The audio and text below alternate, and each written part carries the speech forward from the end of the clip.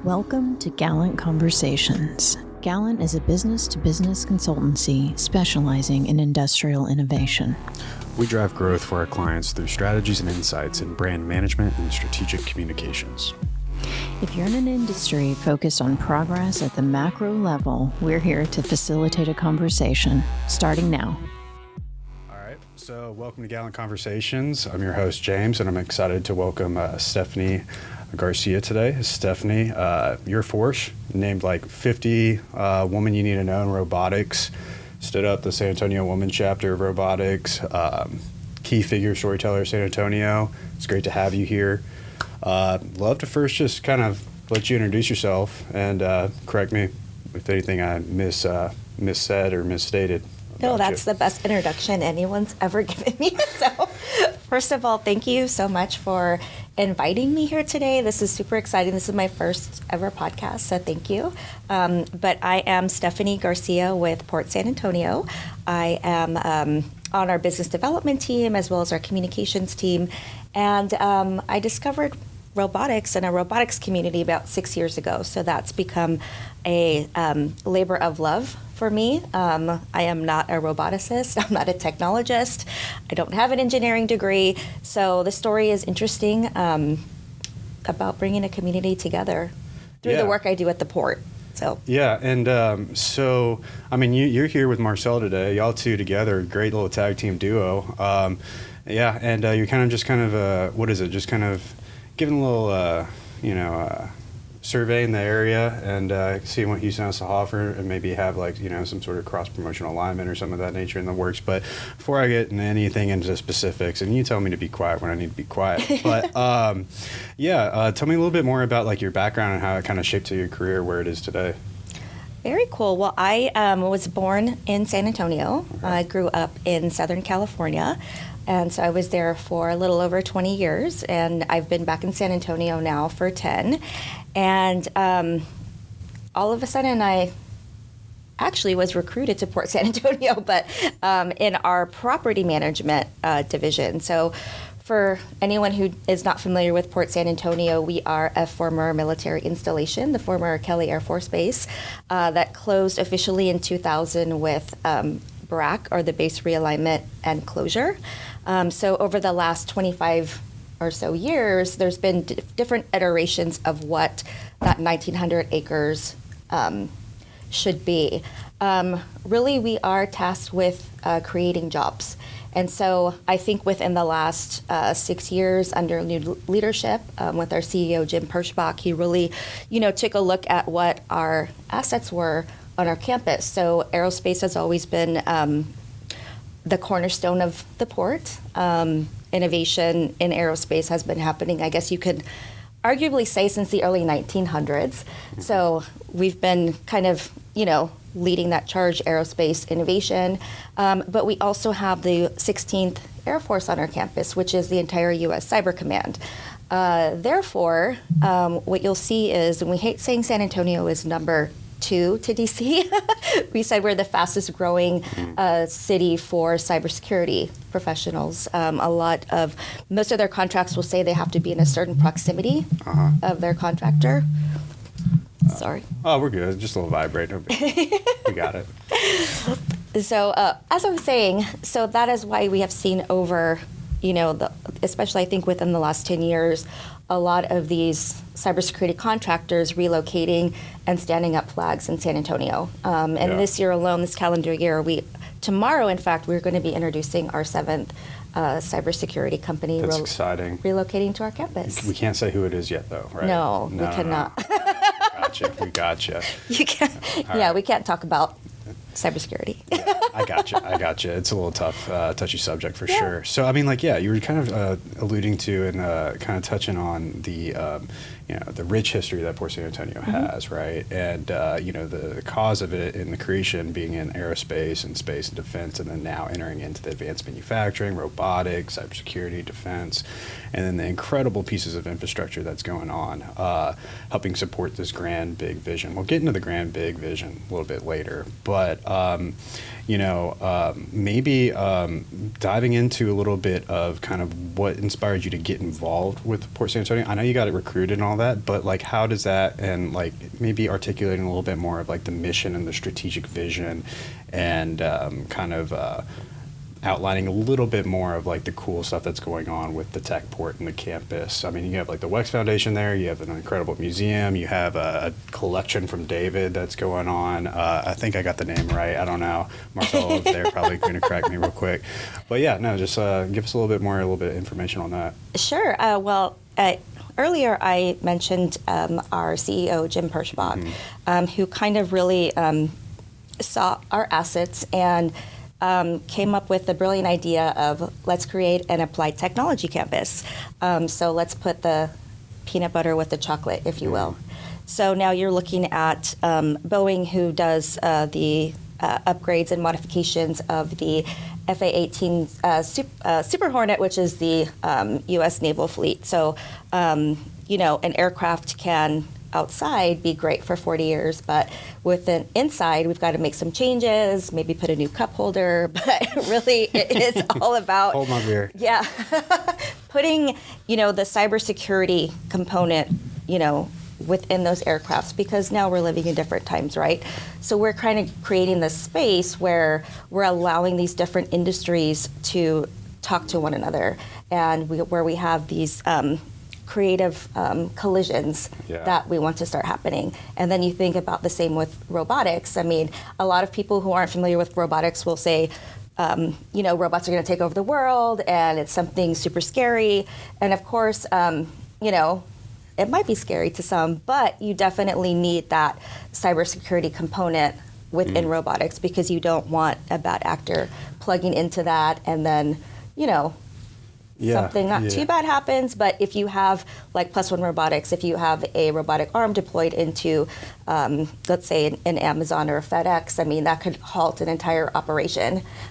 So when I say something bad happening, that's what I mean. Yeah, no, I got you. And I mean, like you engage with all these companies on a regular basis. I'm curious to get your take in terms of, like some things that I hear is, that there's offensive and defensive measures to the cybersecurity component. What do you see just with, and maybe, an opinion or a thought or whatever, but like, what is kind of the more mission critical kind of component to cybersecurity in your mind? Is it kind of the offensive measures that are kind of coming into play, or is it defensive measures? And I mean, y'all even have like a program for like the youth, is that right? Little summer camp or something that they can just like kind of learn some cybersecurity stuff, is that right? So yeah, so we do, so through our San Antonio Museum of Science and Technology, Sweet. Which is really the one of the focal points of our campus.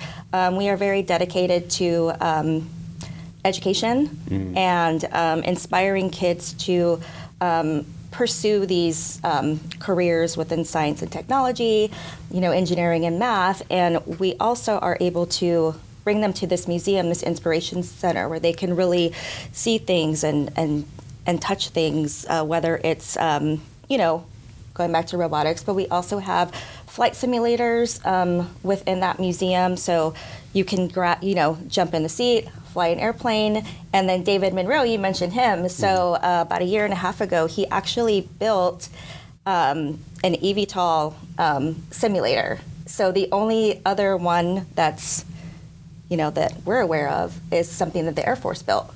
Oh, wow. Yeah, so it's really incredible. And when I was at the Capitol Factory Fed Supernova event last year, I got to talking with some of the folks from the Air Force, and they had their simulator, and they actually mentioned to me that they had seen what David built at the museum. And again, it's kind of like one of those, but he's a great inventor, innovator, and he's got probably 70 patents to his name. Shoot. And I mean, he's incredible, but David's, his passion has always been to educate students. Awesome. And so being on the port, he has that opportunity to do that. But not only that, we realize, and David realizes, that we're surrounded by two of the poorest school districts probably in the country. So being so close to them, we allow them this opportunity, come to the museum, it's free of cost. They do run summer camps, whether it's robotics, game development, building rockets, launching rockets. That's fun. Okay. Probably mentioned cyber. Yeah. And then there's a lot of scholarship opportunities available for those as well. What are the scholarship opportunities? Can you, Yeah, touch on so that? I can't, well, I don't have kids, so I can't really All right, that's fine. elaborate on that. We're good. But, I think that, and two, one thing I want to mention, I didn't realize that there was so many families and students without connectivity that still don't have internet around our campus. And so one thing that we were able to do was to, early on, I think even pre-COVID, so we wired out our old museum so that families could come and just park their car outside of the museum and be connected to the internet. Oh, wow. Yeah, so we do offer that as well. We just want to make sure that everyone's giving these opportunities, and not only can they come to the museum and see all of these great things, but within the Boeing aerospace exhibit, for example, I mentioned that we have the flight simulators in there. They can actually go up to one of the description walls, and there's actual employees of Boeing that are on the screen, and they can touch the screen, and that employee will tell you what it is that they do on the site that's in San Antonio. That's awesome. And it's bilingual. There we go. That's helpful. So we're covering all the bases. Yeah. No, and it's an incredible floor that y'all have, and you have like some Tesla coils and all that stuff kind of, and I think like last time I was there, y'all were very, y'all extended some warm welcomes, and I got to like play on the keyboards and like see what the Tesla coil was able to pop open and off. You got to play on the keyboards? I did. I don't know. Maybe I did that, and I'm jealous. You've never done it? I've never played on the Okay, keyboard. well, I was all right. Ever. It was fun. I don't know who allowed that to happen. No, I think it's really magical. One of the things that we also do when we talk about investing in education and community is I oversee, or the port has a fiesta event every year, Fiesta de los Niños, which has been a tradition for a lot of families in the neighborhood for like 15 years. But as we evolved, so has the event. So we are now, we've hosted the event this year. It's our second year at the Boeing Center. So it's still that like tradition meets technology now. Yeah. So everything is open. We have entertainment, in the arena. There's the traditional fiesta foods, but we also have this STEM component. So a lot of our community partners come out. They bring their robots. Our educational partners come out, like UTA Astronomy, and they have these interactive activities for the kids, and it's awesome. That's incredible. I didn't know that. And y'all have events all the time. There's like a Metallica concert or something like that, or Nirvana. What was it? I don't know. But y'all have all these musicians kind of coming through. So it's interesting because, so the arena itself is the way you configure it, it's really a multi-purpose venue. Yeah. So we can have concerts there, we can have boxing matches, we can Wait, have y'all had like UFC? Or? I think actually we have had UFC. No way. Yeah. Okay. Is that coming back or what? I wasn't invited to that one, but no, I'm sure. No. That's I'm sure. awful. No, I'm sure it's gonna come back, and I think if I'm not mistaken, that one was broadcast on ESPN. Sweet. Okay. It's just a really cool, venue, and I've seen the boxing ring. I got a little Can we peek inside. Do we have photos of that or something like that? I'm sure I can dig one up from the archives. If Nico could do a little graphic overlay on that would be great. Yeah, I think we could probably get one of those.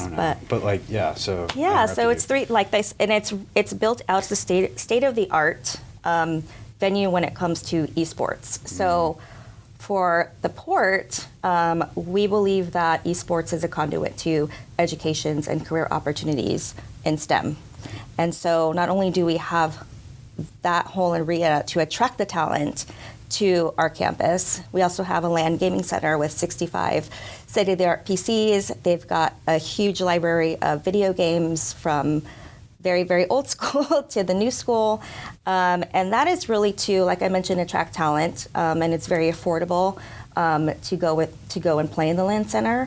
But also, 99% of kids are not going to be professional video game players. So what do you do with that pool? So we are, we have a campus in an environment where, hey, Standard Aero that's doing the MRO, oh my gosh. I know what MRO is. Solutions and Yeah. the training. Oh my gosh, I'm forgetting MRO. It's okay. MRO. Yeah, MRO of airplane engines. Okay. So they can the LEAP engine. maintenance, repair, and overhaul. I was trying to go back to MRO. So they're doing the maintenance, repair, and overhaul of aircraft engines, most recently the LEAP engine. Okay. And so we can kind of just, the kids are there playing video games, but they're also on this campus where they can see that, and they didn't know that those opportunities were available to them. And we're talking about Standard Aero with the LEAP engine. It's a new engine, so that thing has like a 40-year lifespan.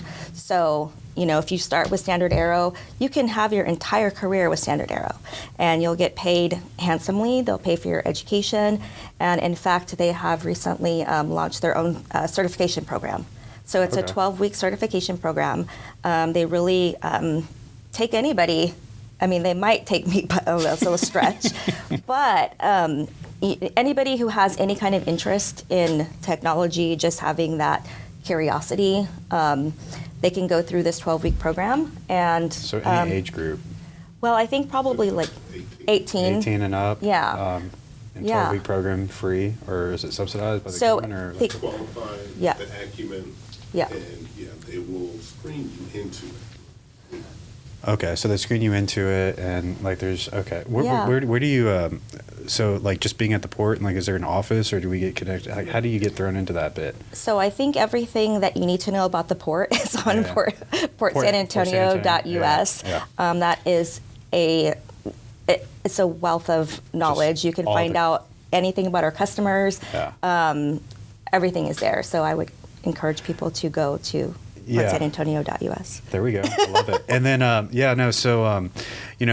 like while we're talking about like the entertainment component to it and all that stuff. So one of the first times that I got exposed to Port San Antonio and the tech port, now Boeing tech port, was for an annual event by the Space Force Association, or in conjunction with the Space Force Association, called ForceCon, where all 6 military branches were going up against each other, and they were playing Halo. So you had like the Coast Guard, Air Force, Space Force, like everybody kind of coming up, and it was hilarious. It was awesome. Maybe Nico could do a graphic overlay real quick, because I took some footage of it. And Oh, cool. Okay. I think one of my other buddies was kind of there before, like a few weeks before, and like it was like Dallas and Houston, or Dallas and San Antonio, and there's an e-sports tournament going on, and it looked Yeah. like a freaking rock concert / Yeah. soccer match. Yeah. And like they were kind of like telling me, like, maybe you can correct me if I'm wrong. It's like you'll have like the highest internet speeds in the country, like to support kind of this esports tournament and stuff like that. But the ForceCon thing was just incredible, because like I was engaging with I think it was like General Purdy, if I'm not mistaken, and we were over by the bar, and above the bar, they have like the Xbox Power On switch or whatever it is. And he's like, "Gosh, I really wish I was out there with my guys right now." And I was like, "What are you talking about?" He's like, "Yeah, like they're playing Halo and all that stuff, and I want to be out there with them, like on the front lines with them." And it was awesome. It was a great experience. You had the whole community there, and it's just I don't know. It's one of my favorite stories to tell in terms of the entertainment, the capabilities of what the port brings, and then like you bring in the Capital Factory component, and also the workforce in the museum and Inspiration Center, and I mean, like, it's just y'all have a lot going on. It's a vibe. It's a No, whole for experience, sure. and And- just the type of, just this idea of bringing folks together through education, through industries.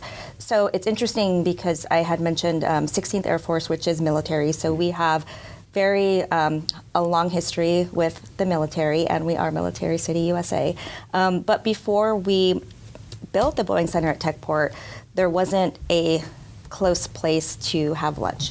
So you would never see like the 3,000, 4,000 people that were behind the gates at Boeing, or the 16th. And now we've created this space through food and beer, which always brings people together, where you can go in on lunchtime, and you have the military personnel there in their uniforms. And then just by virtue of what we do, like we know who the startups are, we know who the entrepreneurs are, we know who's within aerospace. And then you also see just the kids coming through to the museum. So it's really creating that space where we really are connecting education with industry, buyers with sellers, and just ultimately, creating opportunities for people, which is our vision. That's everything. yeah. Yeah, of course. And then, I mean, like, I kind of want to highlight a couple of the companies. I mean, because you and Marcel have been fantastic in showing me and introducing me to all these different groups. But, you know, you have Plus One Robotics, you have Knight Aerospace, you have Astroport, you know, the list goes on, Zyrex, I mean, like, blah, blah, blah, blah, blah. Maybe, like, highlighting, like, what's your involvement with some of these companies first off, and like the kind of the things that you offer that may be unique in your situation. But then on top of that, maybe just kind of, if you're able to, like, just, I know you are more than capable, just be able to, like, you know, highlight a little bit more of like Plus One Robotics and what they do and what they're kind of looking at achieving and all that Sure. So Plus One Robotics, they've really revolutionized the e-commerce industry. They are a robotic software solutions company. So they're putting AI and vision sensors within these robot arms, and what they do is they deploy them through to warehouses like throughout the country and around the world. In fact, it's not very well known that San Antonio is world renowned for our robotics, which is why I love it. You know, we are highly regarded through the work of Plus One Robotics, through the work of Southwest Research Institute, which is another sleeping giant. In my they're opinion. incredible institution. Like, if you're looking for anybody to commercialize a piece of research or technology, like Swery at Southwest Research Institute is they're amazing, and they've been doing the advanced robotics work since the 1980s, I believe. I think I'm pretty correct on that. But one of the things, since we're on the subject of Swery, so I will highlight, well, let's go back to Plus One. Okay. So the founders of Plus One are actually Southwest Research Institute alums. So we have this family tree. So that's always a really neat story to tell. But Plus One Robotics, the reason why it's called Plus One is because it's the human in the loop, because they believe that humans are always going to be smarter than robots. So their credo is robots work, people rule. And so it's all about like this collaboration between the human and the robot. Yes. Or the cobots. So like when sorry to interrupt, but like when you see like, because recently like there's been a lot of news about Elon Musk, right? After like the 5th launch of Starship and able to like with the chopsticks catch it successfully. That was huge. But secondly, like, you know, like he's been introducing these humanoid robots. He's got this little van that looks very similar to iRobot and all that stuff. Like, so what's your take on that? I mean, like with the Plus One Robotics kind of tagline and stuff, like, are you, I mean, you already mentioned it, but I'm kind of curious in terms of like, you know, elaborating a little bit on it. Like, are you fearful or are you like excited? Like what in terms of artificial intelligence and robotics and the capabilities that it has in terms of advancing us forward? So I definitely, just through my experience and having worked with this community for so long, I'm not intimidated by it.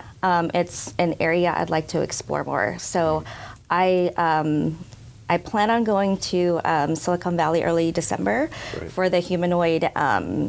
There's a conference out there. What's and it it's called? about like humanoid. I don't know what it's called. Just a conference in Silicon Yeah, but they Valley. offered me tickets. So I was Sweet. like, okay, I'm Go going. for it. I'm going to learn about these humanoids. No, but so it's funny that you mentioned humanoids. So like, I don't even know what they do. I mean, they look human, I guess. they probably scare people. Yeah. You know, and I've seen video footage of robots like Japan somewhere, and they look like human beings, like the flesh, the beads of sweat, like you can't tell. Now that could be a little intimidating. But but it's something like, personally, I don't have that engineering expertise, but it's something that I'd like to learn more of. And so there is a company in Austin, and I'm not going to go Aptronic. Yeah. Yes. So they have the so Apollo is one of the first ever, I think, humanoid robots. So one of the founders of Plus One Robotics just started with Aptronic not too long ago. Is that Paul? Paul Voss. Yeah. Yeah. Okay. Yeah. So I will be calling Paul Voss and say, "Can you bring your humanoid to the Boeing Center, because I need to meet it." Awesome. Yeah. Like, do you what like does strap it do? in a seatbelt and like take it? Like, how humanoid is it? Is it gonna like drive the I Tesla? haven't don't know. seen it, but yeah, I mean, It was behind closed doors at Fed Supernova, I remember, and I was like, yeah, and then like you would like peer in, and it was like I don't know. but. It probably drives better than I do, just because they're so smart. Well, I mean, it's great for a Right? road trip too, right? Like, shoot. just Yeah, like but that. you know, that's definitely I'd love to learn more. Yeah. About that. Yeah. Yeah. And I mean, like, yeah, so you were kind of alluding to it, and I just want to kind of drive this down. It's so, like, yeah, you have these little robotic centers all across the country, right? So, like, you know, you see Boston out there, Mm-hmm. you see Silicon Valley in California. Is Michigan considered a hub? I don't know Detroit, but it's Pittsburgh. Pittsburgh, yeah. But like, yeah, so San Antonio, I mean, with your rich history, you're basically able to leverage it and then be able to kind of help support it. And now, I mean, you've continually, I guess, gained the recognition and continually kind of cement yourself as, in my mind, a leader in terms of like robotic development and innovation for the greater San Antonio area. So, yeah, like, that, I mean, that's all attributed in my mind to like all the great work that Port San Antonio does in terms of, you know, developing out this fostering collaboration and all that good stuff. You know, like, so when you talk about kind of the numbers, like I remember I was talking with y'all, it's like 750,000 square feet of housing with 18,000 direct jobs associated with the 80 employers, bringing in like $5.6 billion in regional economic activity in the past 5 years or something like that. So it's like, you know, it's incredible. And then you bring in the music and the entertainment component to it, and then all like the esports stuff and all that bit. So I'm curious, kind of like with all this kind of encompassing, and, you know, also the Air Force and the Cyber Command and all that stuff, like where do you kind of see the future kind of coming towards in terms of the Port San Antonio? You have some projects maybe popping off, or like some infrastructure improvements and Yeah, stuff like well, that? I definitely, that's like what everything you described is like what I call like the perfect storm, because you've got military, you've got technology, aerospace. I think we're San Antonio is in a very unique time, and it's an exciting time. And just via the port, we have an opportunity to connect all these industries. So one of the things that I can mention That you can share. Yes. Right? There's a lot of things like under, yeah.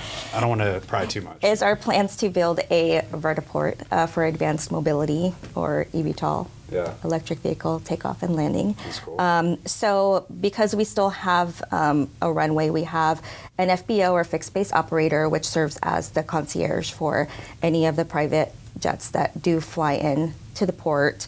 They have a fuel farm, so they will fuel the aircraft for Boeing. So we'll still have that component to it. It would still serve as, you know, operate as a normal FBO. However, we do want to, because of our infrastructure is so unique, that we can actually, if somebody's looking for a solution, like, you know, kind of like, guess what I'm trying to say is working with the end user, that we can build them something that's unique to what they need. And I think that, you know, I'm losing my train of thought, sorry. No, we're talking about eVTOL and kind of the vertiport that you got going on in terms of the infrastructure and the project that's coming through, and the potential, you know, I mean, like, I think of it as an incredible opportunity. I mean, because essentially what it's going to be like is like, okay, I can just like go on this little eVTOL little freaking deal and then just fly on I'm not over going to in it. San Antonio real quick and then pop back, and vice versa. We can like hang out some more and stuff, right? Yeah, and then you will get there in a quick time, and then you think about, you know, now, you know, San Antonio is the 7th largest city in the U.S., and we're continuing to grow and grow. Like, what's our traffic going to be like? So this kind of, you know, it's a solution for transportation. It's just in the air. Yeah. So something different, but if you really think about it, I mean, just within, you know, the 19th century, we had the telephone, we had an airplane, and it's not that long ago. So, I mean, we could probably see those things up in the air, you know, faster than we think. Yeah. Yeah. So I'm looking forward to that. I am for too, sure. seriously. Because I mean, I think the city of Houston too is like looking to invest in it, and it's gotten a little bit more traction federally, like nationally. And there's even like companies outside of the U.S. like that are specializing. I don't even remember the names of them. Whisk with Boeing, I guess y'all are pretty familiar with, or what have you. But you know, there's like a couple of other manufacturers out there that are trying to bring these little eVTOL guys up to market and stuff like that. Yeah, no. So I mean, like, That's an incredible capability. I mean, what other, activities or like initiatives do you think are popping off in the near future for y'all? Well, what? The tower. Okay, yeah, the tower. The innovation tower, which looks like something out of Dubai. It's incredible. Okay. We are going to build it as high as the Air Force will allow us to. Yeah. It's going to be one of these, probably one of the more Class A buildings, maybe within our country, definitely within the state of Texas. Awesome. So the idea is really to support a lot of these cybersecurity companies, software companies. The amenities are going to be incredible. We're talking hot yoga, Okay. restrooms All that right. are very private, so you feel like you're at home. Yeah. And then also just, we want people to feel like they're at home when they're at work. Yeah. I think that that's an added benefit. Start getting people back into the office. And I can't, I'm getting stuck now. Sorry. No, you're fine. Yeah. Yeah. So, wait, what do you call this building again? The tower. This Innovation Tower. Innovation Tower. Yes. And I mean, wait. I remember we were doing some work way back with one of your, not necessarily portfolio companies, but one of your tenants, and they were kind of sharing some of the drawings that they had, and you could maybe do a graphic overlay of kind of like the vertiport and the Innovation Tower. Thank you so much. Yeah. There's just so much stuff, and I'm trying to keep up with it all. I'm like, God, okay. I am too. All right. That's just a common struggle over Yeah. here. Yeah. For sure. So, but like, if I'm not mistaken, like the Imagineers, like Disney Imagineers, like Jim Pershbach or what have you, Yes. like he like contracted them out and like had like this grand vision, and they were talking about like lunar kind of settlement habitat, kind of like research development centers and stuff like that. Like so, like it's really kind of shaping up to be like a really like yes, you have this historic rich history and you're continually innovating, just like you are lockstep with your your tenants. Sorry, I'm in the That's all right. agency side, so clients, blah. But yeah, and then you're just continually improving, creating that fertile ground built on this sense of collaboration and extending resources to help kind of support them in their future missions and projects. I would say that, as you mentioned, Jim is a big Disney guy. Is he really? He wanted Okay. to. Oh yeah, he wanted to actually. He had an opportunity to work for Disney Cruises, I believe, at one point. Okay. But that's another story. But he's definitely instilling that idea of always being on stage.